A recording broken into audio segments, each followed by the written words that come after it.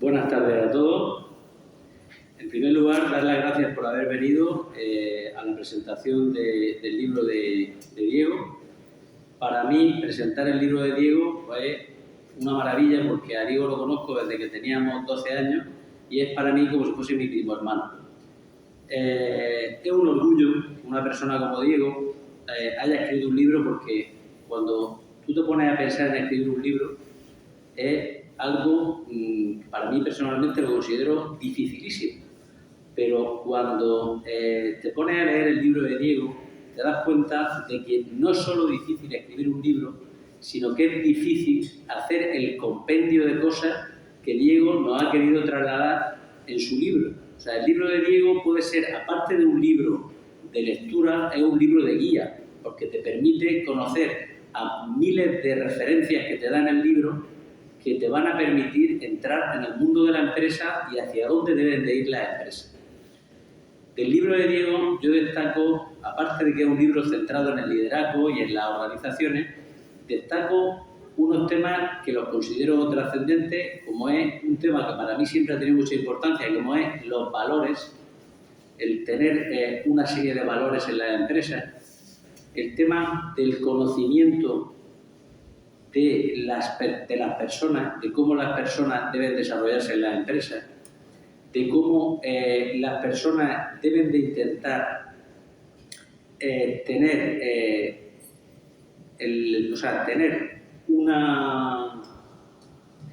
de cómo las personas deben de formarse y dirigirse hacia lo que realmente les interesa y lo que les motiva en su vida, ¿no? Entonces, Diego nos habla de todo este tipo de cosas, de cómo el liderazgo, con el conocimiento, conociéndose uno mismo, puede liderar mejor las empresas. Y yo lo que destacaría fundamentalmente es que aparte de dar toda esta explicación en el libro, nos sumerge en distintos ejemplos de empresas, no solo en las que él ha estado, porque él ha estado en Roca, ha estado en Danone, él ha llegado a montar su propia empresa y él ha tenido muchas experiencias que le han permitido desarrollar el libro de una forma práctica y eso lo hace súper interesante. Tenemos ejemplos prácticos muy interesantes y yo creo que en mi caso, o sea, él me ha citado aquí porque nosotros somos una empresa familiar, habla mucho de las empresas familiares, habla mucho de la importancia del legado que dejan las empresas familiares, de cómo la empresa familiar puede permitir que las personas se integren dentro de la empresa y puedan desarrollarse en una ciudad o se consoliden en una ciudad por el hecho de estar en esa empresa familiar. Entonces, son muchos temas y es súper interesante. Santiago, por favor, pasa.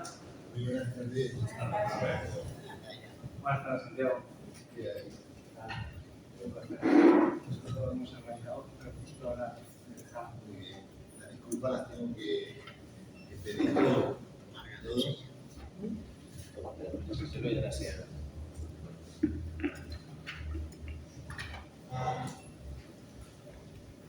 Bueno, no sé por dónde ibais. Empezaba Juan a contar su visión del libro y también se ha presentado personalmente la relación.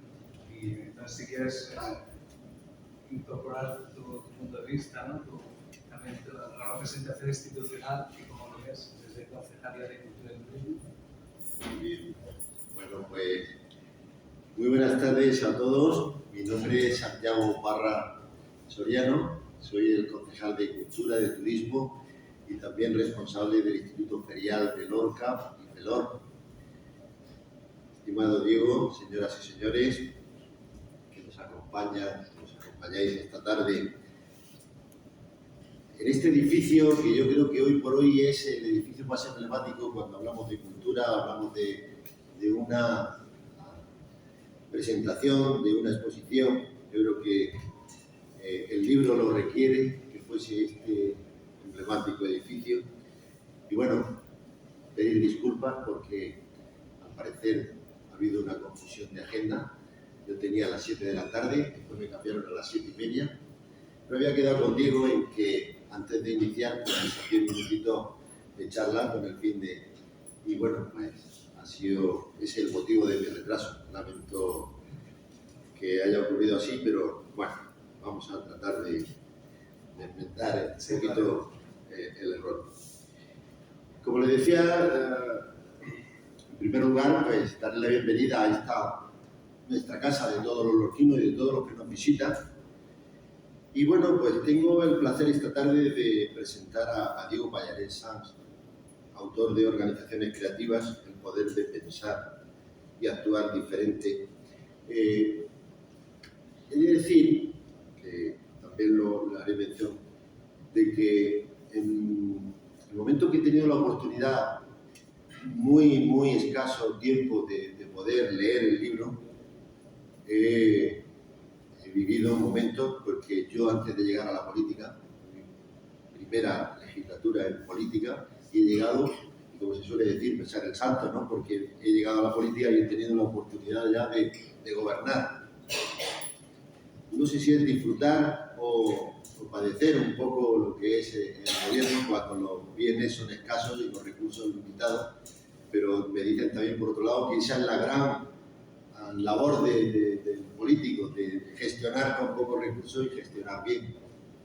Yo me considero más que un político, me considero un gestor. Son 32 años de mi vida lo que dediqué a una multinacional, y en esa multinacional pues tuve la oportunidad de muchas de las cosas que Diego nos dice aquí en el libro, de vivirlas, y luego hasta incluso con cargos de responsabilidad en esa multinacional, de tratar de transmitirlas, con lo cual creo firmemente en ello y además porque lo he vivido. Entonces, yo creo que cuando hablamos de Diego, hablamos de una persona que es un experto en creatividad empresarial, en liderazgo innovador y en gestión del cambio.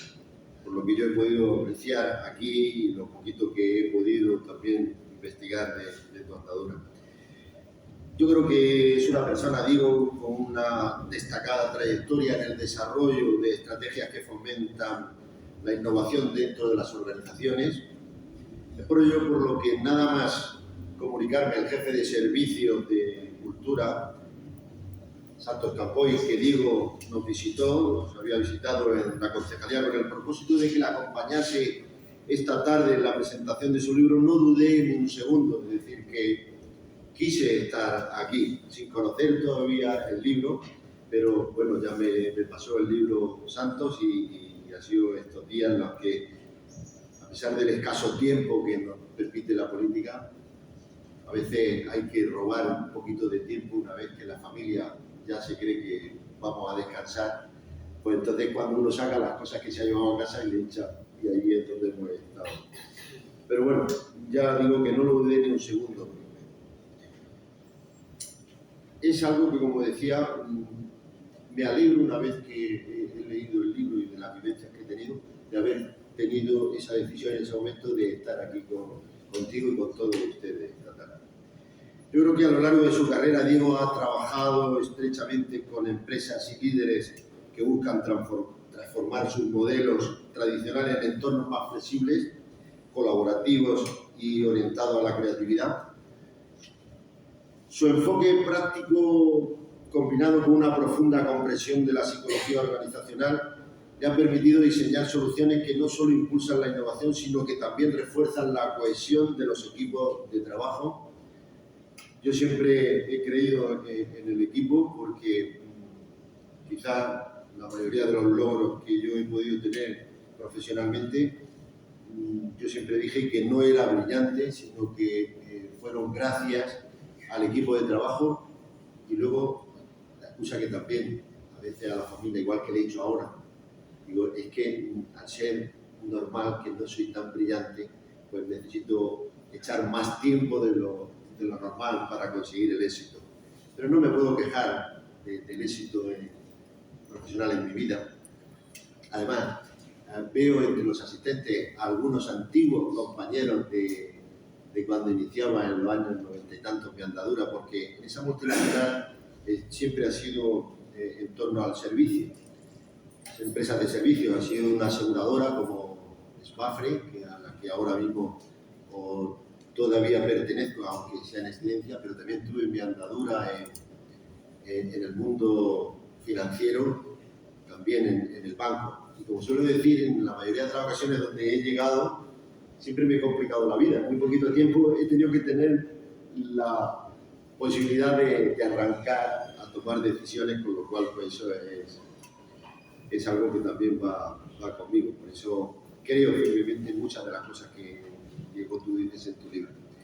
Yo creo que Organizaciones Creativas, Diego, no solo ofrece un análisis sobre la importancia de la creatividad en las empresas modernas, sino que también proporciona herramientas claras y aplicables para líderes que desean fomentar una cultura innovadora dentro de sus organizaciones. A veces las zonas de confort son difíciles de romper por los mismos sistemas que ha creado y por los mismos individuos, pero está claro que hay que romperlos porque si se quiere crecer hay que romper y hay que innovar. Se ha dicho muchas veces que hay que hacer cosas diferentes si se quieren obtener resultados diferentes, y los resultados, a veces cuando hay que plantearse cuestiones, esos resultados es porque no son los más esperados. Serán buenos, pero esperábamos más. Por eso la innovación siempre permanece. Yo creo que Diego es un autor que entiende la necesidad de adaptarse a los tiempos y sus ideas han sido de gran influencia para, creo que algunos directivos y emprendedores que buscan un enfoque diferente para hacer crecer sus proyectos. Diego Pallarés es sin duda una voz relevante en el campo de la gestión empresarial y en el liderazgo creativo. Y hoy tenemos la oportunidad de conocer más sobre su visión única en un entorno tan cambiante como el actual. Esto es una frase que posiblemente la hemos escuchado muchísimas veces porque estamos continuamente cambiando. Yo desde que en esos 32 años siempre decía, estamos en continuo cambio, hay que adaptarse. Yo recuerdo también de un ilustre lorquino, al cual le debemos mucho los que nos consideramos procesionistas, como fue José María Castillo Navarro, que siempre le escuché decir, Santiago, hay que estar atento a los signos de los tiempos, y los signos de los tiempos están continuamente en el cambio. Tengo que decir también que Diego Pallarés, sin duda, esa voz relevante en el campo de la gestión empresarial, en el liderazgo creativo, y hoy tenemos, como decía, esa oportunidad de ver esa visión. Hoy en día el mundo empresarial se enfrenta, hoy y ayer, y seguirá haciéndolo, a cambios vertiginosos y a la necesidad de ser flexibles y creativos, hoy quizá más que nunca. Recientemente, con un ejecutivo de una empresa, intercambiando impresiones, hoy posiblemente las empresas lo que también demandan es agilidad en la toma de decisiones. La agilidad es importantísimo porque el tiempo es tan escaso que hay que ser. Pero yo me hago la siguiente pregunta, ¿pero qué significa realmente innovar y cómo se puede convertir la creatividad en un pilar fundamental para el éxito de una organización? Este es el núcleo de lo que Diego Pallarés aborda en su obra. Nos enseña cómo las empresas pueden aprovechar la creatividad para resolver problemas, mejorar el rendimiento y sobre todo poner a las personas en el centro de todo.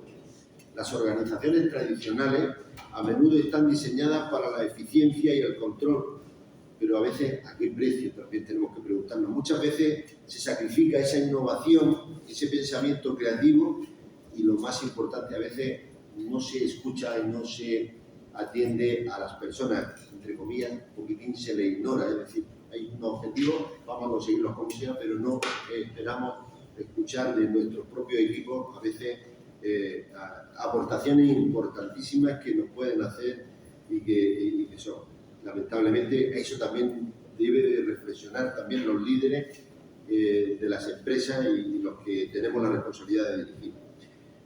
Yo creo que el libro destaca que el éxito de la innovación depende en gran medida del bienestar y la motivación de las personas en la organización. Siempre lo dije, siempre lo pensé, lo transmitía y lo vivía. Es decir, la motivación es la base de todo. Si alguien está motivado, es capaz de dar mucho. Si no hay motivación, los conocimientos, las habilidades están ahí, pero no se transmiten, no se transmiten. Yo creo que Pallarés lo dice claramente, una empresa no puede crecer más allá del nivel del desarrollo de las personas que la componen. Entonces, ¿cómo podemos fomentar el crecimiento humano? Le pregunto, ¿no? Y nos preguntamos. El concepto clave del libro es la creatividad, como decía, es una fusión entre creatividad y acción. No basta con tener ideas brillantes, lo importante es llevarlas también a la práctica. Es decir, vamos a pasar de la teoría a la práctica, pero muchas veces se nos queda solamente palabras. Es decir, aquello que se dice hay que hacerlo. Las organizaciones creativas no solo piensan diferente, sino que actúan diferente también. Una de las ideas más destacadas es que la innovación debe ser vista como un proceso constante y no como un evento aislado puntual porque tenemos esa necesidad.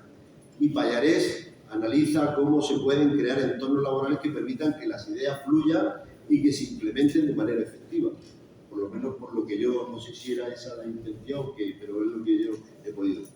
También nos menciona cómo algunas empresas de éxito, como Google, han adoptado estructuras más horizontales y flexibles. Siempre se habla últimamente de huir de lo que es el sistema piramidal de mando, sino que más transversal, más horizontal. Pues eso lo que va a hacer es que permite que los empleados dediquen un porcentaje de su tiempo a proyectos creativos propios. Esto no solo aumenta la satisfacción laboral, sino que genera innovaciones disruptivas. La principal conclusión que nos deja Diego Pallarés en organizaciones creativas es que la creatividad no es un lujo ni algo que se deje a los departamentos de innovación. Es una habilidad vital para el éxito a lo largo de toda la vida de la empresa, es decir, es un proyecto a largo plazo y debe estar integrada en la cultura de esa organización. He de comentar que quizá puse mucho valor, como decía como decía hace unos minutos, y hasta incluso emoción en 1000 palabras, que ya voy terminando, porque el protagonista es Diego, por esa vivencia que he tenido durante esos 32 años, que yo siempre dije también en la empresa, que Santiago Parra no sería el Santiago Parra que es hoy día, sino gracias a esa empresa que le dio la oportunidad de formarse y de crecer profesional y humanamente. Así que muchísimas gracias por la atención. Yo creo que tenemos que escuchar a Diego para que nos siga diciendo cositas de las que ha sido capaz de escribir en su libro, que nos van a ilustrar y nos van a ayudar a ver profesionalmente la vida un poco más distinta y positiva. Muchísimas gracias.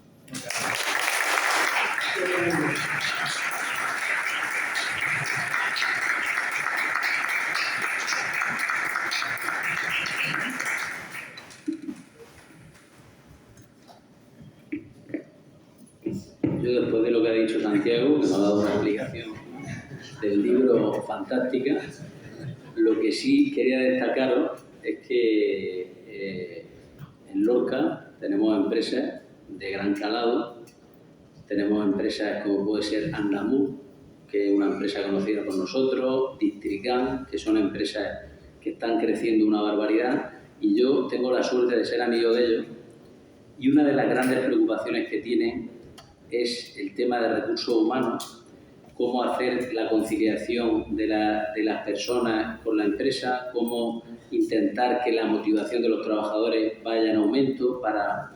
Entonces, que esos casos de empresas, aparte de Google y todas estas empresas que son fantásticas, en Lorca las podemos vivir de manera cercana en estas empresas.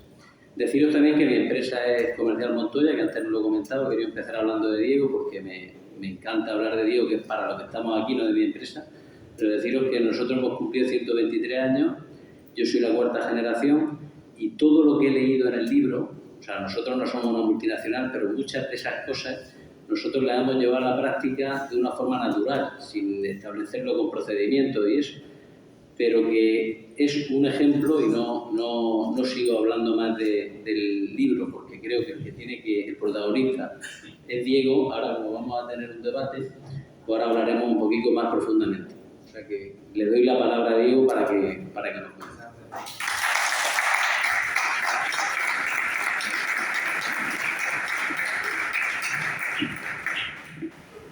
Bueno, muchas gracias por las palabras. Ahora entraré en detalle un poco el feedback.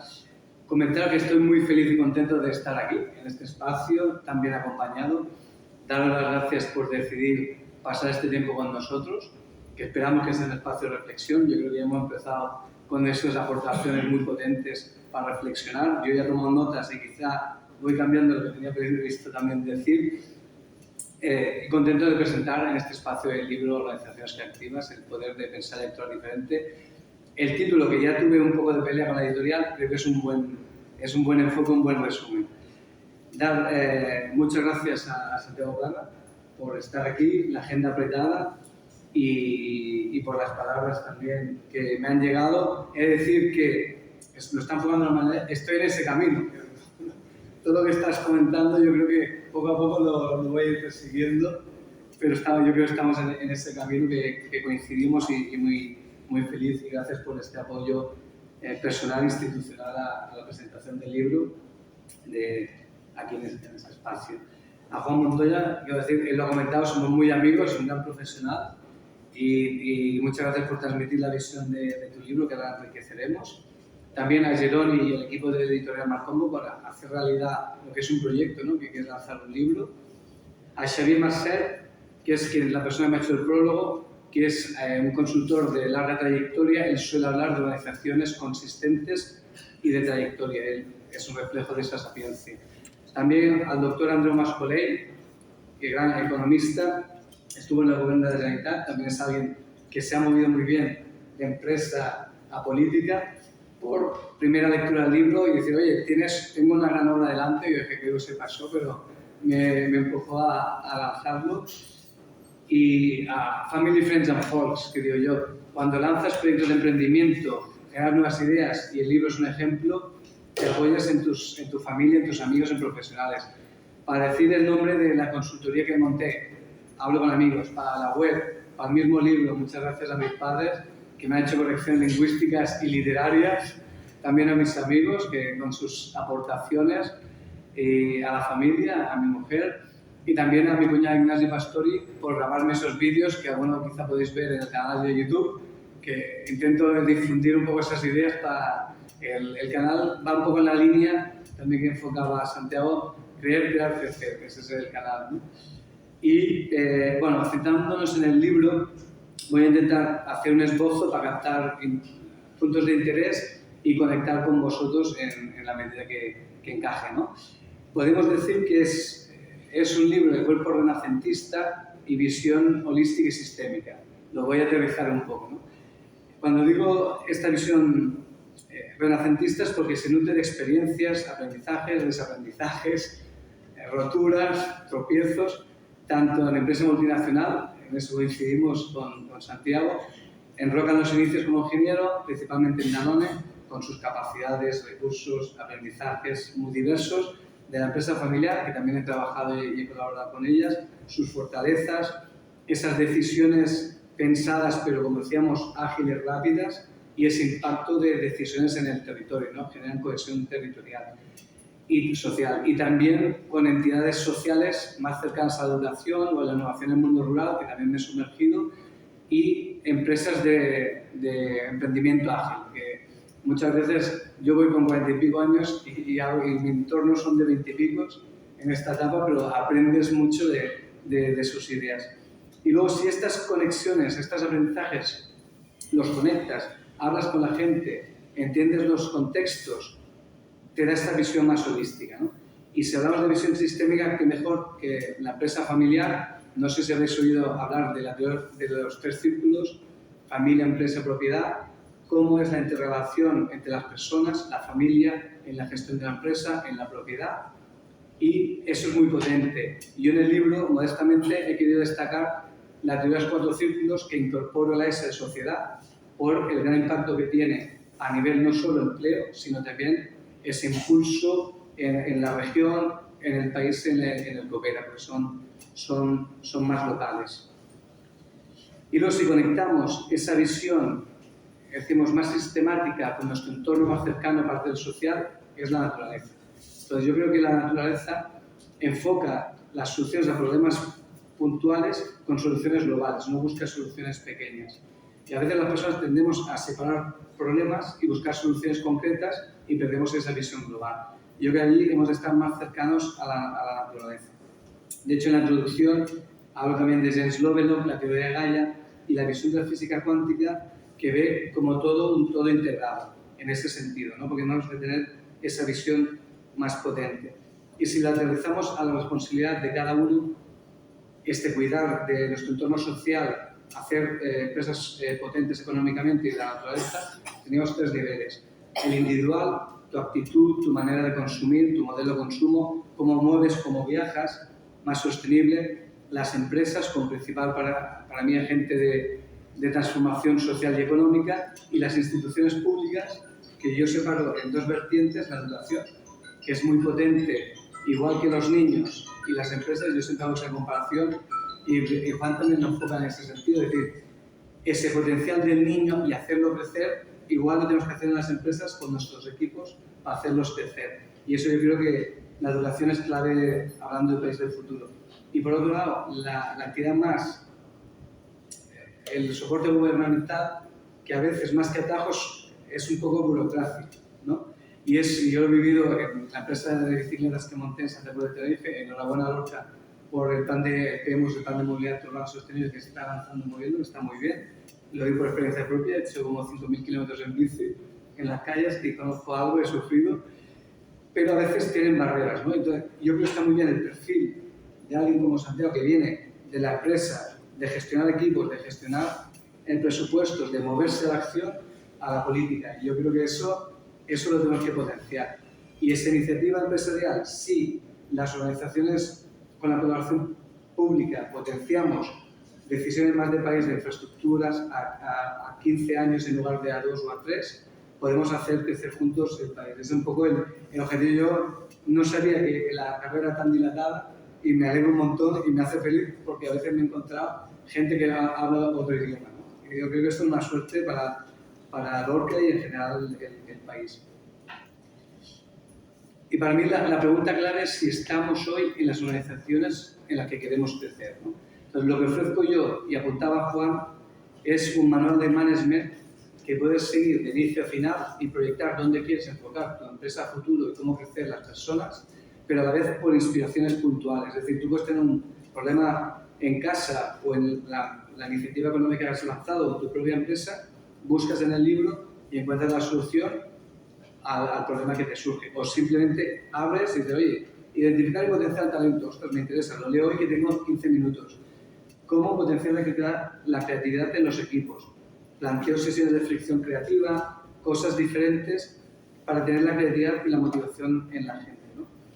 Y lo que pretendo es ayudar a las empresas desde mi modesta posibilidad de fusión para hacerles crecer, qué modelo de negocio que proyectamos a futuro, cómo establecemos las relaciones con las personas, que es para mí lo clave, y qué tipo de liderazgo tenemos que hacer para llegar a ese nivel.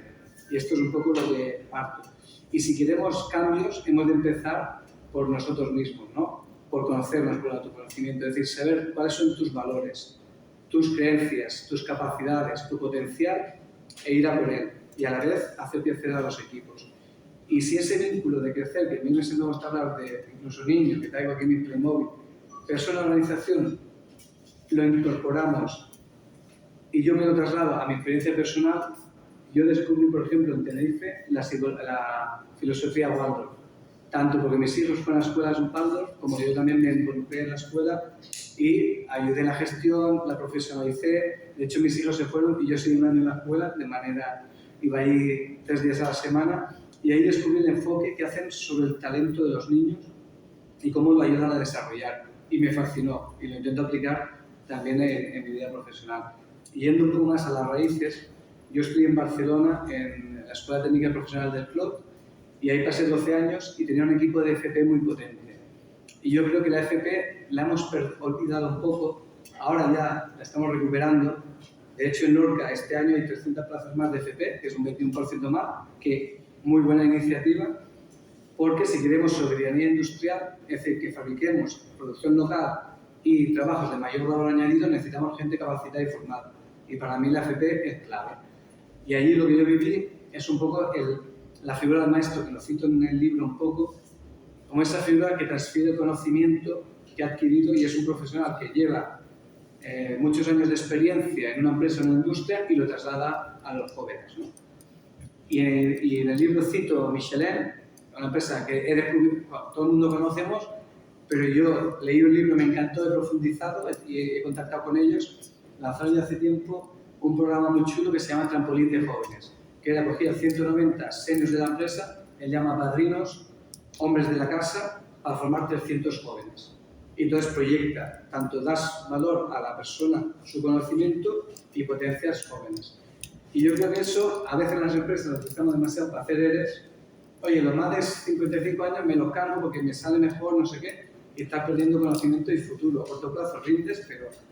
Y yo defiendo la figura del silver surfer, que es ese profesional que cede tus traspasos. Entonces me resuena un poco con lo que contaba Santiago, de, oye, todo ese conocimiento de empresa ahora lo trasladas a un bien público, que eso es algo que tiene mucho mérito, porque podríamos tomar otro tipo de decisión. No, yo imagino que con la familia y con los ritmos, porque puedes ir, bueno, vimos el otro día las Olimpiadas, tropezó, ahí hizo un buen acto, pero aquí puede ser que te frene de esta manera, ¿no? Entonces, yo pienso que ese talento, también en las organizaciones y en general, hemos de abrazar más la diversidad, más que rechazarla, porque sí que es verdad que es más fácil liderar un equipo de iguales, pero si tú tienes un equipo más diverso y estás atento a su potencial, sus capacidades, sus inquietudes, adaptas tu estilo de liderazgo a este equipo y al contexto, los resultados, como decías antes, citabas, serán mucho mayores que si sigues en continuidad con un equipo de iguales.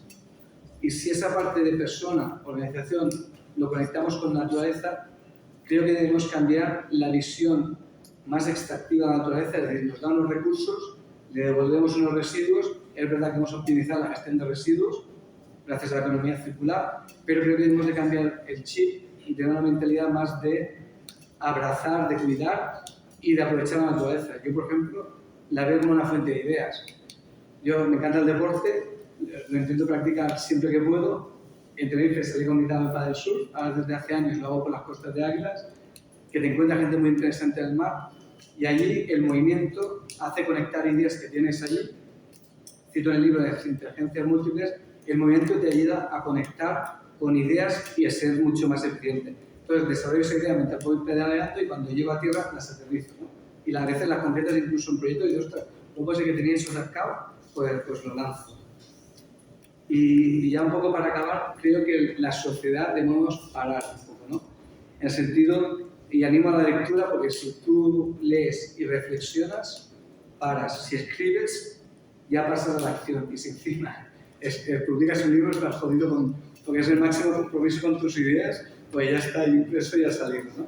Entonces, relacionado con eso, pido, y agradezco mucho las palabras de Santiago, una lectura activa en el sentido que cojamos el libro, veamos lo que me ha sido útil, cosa que digo, ostras, pues Diego lo resuelve de esta manera, pero yo he visto que en mi caso salía mejor así, oye, me contactas, lo incorporo, hablo con el editorial Marcombo y hacemos una segunda edición. Y es un poco lo de la visión colaborativa del emprendimiento. Tú lanzas un proyecto, una idea, alguien lo mejora y al final el impacto es mucho mejor en el resultado. Y esto enlazaría con la creatividad. Y aquí lo conecto, muchas veces las empresas tendemos a formar a la gente en capacitaciones técnicas, cuando yo creo que deberíamos más en las relacionales. En Danone le llamamos soft skills, Xavier Marcel le llama competencias sencillas, que me encanta porque es todo más complejo que hay, pero es lo sencillo, y creo que tenemos que apostar en esto. Y, por ejemplo, Baldor, la creatividad la enfoca muy bien porque la gente piensa que la creatividad es innata, pero yo creo que es una actitud personal, es decir, lo puedes trabajar. Y en Baldor llegan 20 minutos del niño en recreo, en el patio, corriendo, dándose golpes, cayéndose de los árboles, 20 minutos de psicomotricidad fina, que se llama, 20 minutos de otro movimiento, y es muy parecido al proceso de innovación de las empresas, que tú tienes un problema, una situación, lanzas un reto, generas ideas, diverges, y luego concentras en una solución final que no tiene que ser perfecta, porque si no tardaríamos mucho, y ese es el proceso de diverger y converger. Y en ese sentido es eso, que en la calle debemos todos ser, no ir con el móvil mirando, sino más abiertos al contexto, a lo que pasa, a la empatía con las personas, si ayuda a esta persona, y lo mismo trasladarlo a las empresas y a nivel público tener esa empatía con las situaciones que hay. Y con eso hago una visión del libro y ahora pasaremos un poco al diálogo entre nosotros y luego lo abrimos al público. Muchas gracias.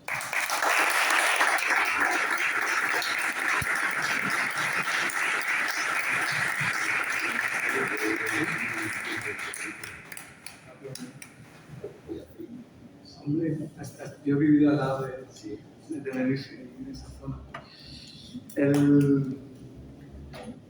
Si queréis, empezamos con alguna pregunta. Sí, yo también tengo alguna. Por eso te digo, vamos a empezar con alguna pregunta. Y yo lo que me gustaría que me dijera es cómo crees que la empresa familiar genera cohesión social. Eso lo hemos estado viendo en el libro y quiero que nos lo explique un poco. Vale, yo ahí después te lo giraré también con una pregunta. Para mí es el concepto básico de empresa familiar. Y creo que aquí hay que defender un poco la figura del empresario. Es decir, tú montas una empresa para ganar dinero. Eso está claro porque si no, la tienes que cerrar. Yo he tenido que cerrar en Tenerife la empresa porque al final no puedes mantenerla, ¿no? Pero lo bueno que tiene la empresa familiar es que nace con una idea de continuidad en su concepto. De, evidentemente, ganar dinero, pero de cuidar a sus empleados, el punto de motivacional, y a la vez que cuidas a tus empleados, cuidas a tus proveedores y cuidas a tu espacio más cercano. Porque suelen ser empresas con un territorio, luego exportamos y crecemos, pero somos de un territorio. Yo creo que eso está en la piel de la empresa familiar. Y luego una cosa muy potente que tiene, John Danone, por ejemplo, era empresa familiar y se notó el cambio cuando compraron los franceses. En Tenerife, la empresa multinacional crece comprando empresas familiares porque tiene muy bien estructurado su negocio, conoce el territorio, y Intesa, Industrias Lácteas Tenerife Sociedad Anónima, era empresa familiar y la compró Danone. Entonces, el impacto social está ahí. Decisiones, visión a largo plazo, pensadas pero rápidas, no pierdes la oportunidad y no dependes de accionistas o cotización en bolsa, a no ser que hayas crecido ya mucho, entonces ya es una empresa familiar pero de gran nivel. Entonces, en este sentido te voy a decir, ¿qué iniciativas has tomado desde tu empresa familiar que han impactado en la vida de Lorca? Nosotros, la verdad es que en la empresa familiar nuestra, lo más importante han sido las personas que han pasado. Nosotros haciendo balance, por lo mejor han pasado más de 200 familias que han pertenecido a nuestra empresa. Y lo que hemos hecho nosotros siempre es, por encima de todo, porque no hay que olvidar nunca, es que nosotros, mi bisabuelo, era un dependiente de una tienda. Él empezó como dependiente y luego se enamoró de la dueña de la tienda donde estaba y gracias a ese amor pues le obligaron a generar su propia empresa, porque si no, no lo dejaban casarse con su novia. Y entonces así empezó la historia de Comercial Montoya, que eso siempre lo comento. Entonces nosotros somos, lo primero que hemos sido ha sido dependientes. Y en este sentido, lo que yo quería comentarte es que, para que veáis, yo cuando entré al mundo de la empresa, yo venía de hacer la carrera, soy licenciado en Ciencias Económicas y Empresariales, pero yo desde los 12 años ya estaba en la empresa. Yo empecé a conocer los valores, la empresa, desde que tenía 12 años, porque me gustaba. Entonces iba a la tienda y estaba trabajando todas las navidades y los veranos. Y cuando yo acabé la carrera, lo que hice fue ponerme, que es lo que hizo mi padre. Me dijo, termina la carrera, vente a trabajar con nosotros y ponte a abrir cajas, que es lo que tienes que hacer para poder conocer todos los procesos que se desarrollan en la empresa. Y ahí empecé abriendo cajas y dando el ejemplo a los trabajadores de mi empresa de que yo era uno más y hacía lo mismo que hacían ellos, que yo creo que es una de las bases de la empresa, que es ponernos todos en el mismo plano. Entonces, esa fue un poco nuestra incorporación. ¿Qué hemos hecho nosotros por Lorca? O sea, como empresa, nosotros hemos pertenecido a organizaciones empresariales, porque para una empresa familiar lo más importante es el legado, el seguir, el ayudar a tu ciudad, el colaborar con tu ciudad. Mi padre ya en su momento fue presidente de la Cámara de Comercio, yo me involucré mucho y fui presidente de los comerciantes, y lo que siempre hemos buscado es hacer acciones que hagan que la actividad en la ciudad sea mucho mayor y que mejore un poco la vida en la ciudad. Y eso es lo que hemos ido haciendo nosotros para ayudar a eso. Yo le quería preguntar a Santiago, porque en el libro hablamos un poco de cómo potenciar los territorios a partir de esa colaboración público-privada. Y quería ver cómo ha sido la transición de empresa privada a la parte pública y cómo tú ves que puedes sacar impacto positivo.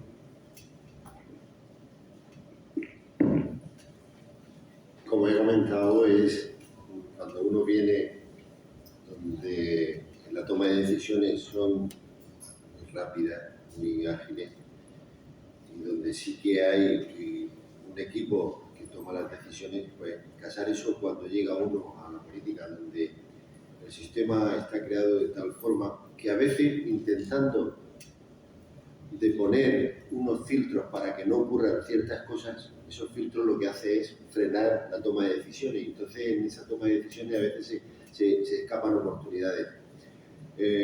Hay mucha gente que me dice, cuando me ve, no paran, que son 4 años, que no puede hacerlo. Pero yo, tanto a nivel familiar como de amistades, como hasta incluso gente que son conocidos pero que no tienen mucha relación, me crea un poco de ansiedad mi situación actual en ocasiones, y la ansiedad no viene ni más ni menos porque veo una cantidad de oportunidades. Yo lo comparo con estar en el andén de una estación y que pasan trenes y que sé perfectamente que ese tren lleva a un buen destino y que me quiero montar y que tengo posibilidades de sacar el billete y que no quiero que se me escape el tren. Pero es que ya estoy viendo en pantalla que viene otro tren y digo, si cojo este y dejo el otro, no sé cuál va a ser. Entonces, esas oportunidades que se están presentando, es que yo me arriesgo a decir que me arriesgo porque mucha gente cree que las cosas son difíciles, me arriesgo a decir que está viviendo Lorca un grandísimo momento para que dentro de 25 años esta ciudad, y antes, Diego, cuando hablabas de que hay que mirar a largo plazo, yo por eso digo que no me termino de considerar un político. Yo veo a un largo plazo siempre. Cualquier tren de los que pasa donde me quiero montar, siempre, y últimamente me oye mi equipo de trabajo, la gente de las concejalías que llevo, pues decir que lo que debemos de buscar es un modelo de ciudad, no acciones en concreto. ¿Qué Lorca queremos tener dentro de 15 años? Y dentro de 15 años, pues claro, el que no ha tenido la experiencia de vivir esa trayectoria profesional, posiblemente que se ha movido siempre dentro del mundo de la política, pues siempre se ve en este mundo de la política las cosas muy a corto plazo. Digo muy a corto plazo porque estamos pensando siempre en qué hacemos y cómo lo hacemos, porque siempre hay una reválida cada 4 años. Entonces hay que hacer cosas, pero hay que hacer cosas también un poco pensando. Yo no pienso en eso. Yo pienso en qué modelo de ciudad queremos tener en Lorca dentro de 15, de 20 años. Hay en mi despacho un panel, yo vengo donde los mapas mentales me acompañan siempre, es decir, mi objetivo, nada más entrar en el despacho, se pusieron en la pared, proyectos 2023-2027. Y va con una especie de cronograma por etapas, qué hitos se van cumpliendo. Entonces hay alguna gente que cuando entra, hay una cosita que hay también muchos de la sala que han tenido la oportunidad de verla. Dentro de esos proyectos yo hablo del Albaicín lorquino. Claro, yo soy el concejal de turismo y soy el concejal de cultura, como se suele decir, a ritmo de las Juan y sardinas. ¿Qué pasa? Pues que hace poco yo hacía unas declaraciones a la prensa en las que estoy totalmente convencido de que el futuro de Lorca, el motor económico de Lorca va a ser la cultura, el turismo y los servicios. Estamos últimamente, 200 años para acá, donde el modelo económico ha sido el sector primario, pero hoy el sector primario estamos viendo las dificultades que tiene. Escasez de agua, posiblemente la necesidad, la demanda de una mano de obra no muy cualificada, con lo cual eso pues no nos hace crecer como sociedad. Es decir, cuanto más exigencia tengamos en profesionalización y cualificación, más es el reto más grande, con lo cual nos hace crecer como sociedad. Eso si hablamos un poquito en el sector primario orientado a la agricultura, pero es que si hablamos de la ganadería, pues hay también una dificultad hoy día. ¿Quién no conoce explotaciones familiares donde se han desarrollado en un minifundio una explotación agrícola ganadera a nivel familiar y han sido hasta incluso 3 generaciones las que han vivido de eso y vivido muy bien? Pero hoy también las normativas que hay medioambientales exigen que ese sector pues tiene que ir adaptándose, y yo creo que en ocasiones adaptándose quiere decir casi perderse. Con lo cual, pues si ese modelo económico que nos ha tenido a Lorca los últimos 200 años, como si lo tenemos que cambiar, tenemos primero que creernos los lorquinos que podemos. Los mimbres los tenemos una ciudad que son 6.000 años de historia. Cartagena tiene 3.500 años de historia. Sí que están al mar y se le están presentando otras oportunidades para desarrollar ese sector turístico, ese sector terciario, pues mucho más fácil que a nosotros. Pero nosotros tenemos un patrimonio brutal, monumental. Tenemos una historia grandiosa y tenemos posiblemente algunas cosas que son únicas en el mundo. Si somos capaces de ordenarlo, desestacionalizar, que tengamos un contenido a lo largo del año, todo eso nos va a llevar a que seamos, dentro de unos poquitos años, capaces de generar un modelo en el cambio económico. ¿Eso qué quiere decir? Pues que cuando yo vengo de la empresa privada y yo veo que cuando se marcan unas estrategias, donde hay una visión y unos valores, y de un año para otro se puede acelerar cualquier cambio, en este mundo de la política es mucho más lento y más costoso, porque hay que convencer a mucha gente. Y eso es lo que yo a veces me cuesta un poquito trabajo. Pero bueno, no quiero en ningún momento lanzar un mensaje de pesimismo. Hay días en los que le cuesta a uno un poquito más, pero hay días que además recientemente, no sé si fue ayer o antes de ayer, que me hacían un planteamiento que me hice hasta incluso reflexionar que a lo mejor mis ideas de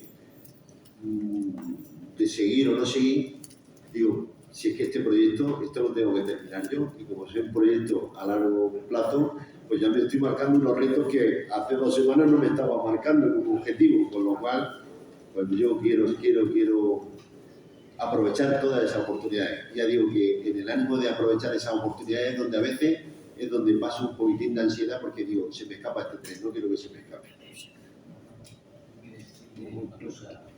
Diego, yo que me ha tocado Santiago, me ha tocado mi tema. Entonces, como cada uno gusta hablar de, sabes tú que yo soy una enamorada de Lorca y he defendido siempre lo del plan de ciudad, que es una cosa que llevamos planteando durante mucho tiempo y que va a colación de lo que Diego pone en el libro, porque al final las cosas coherentes son las cosas que triunfan.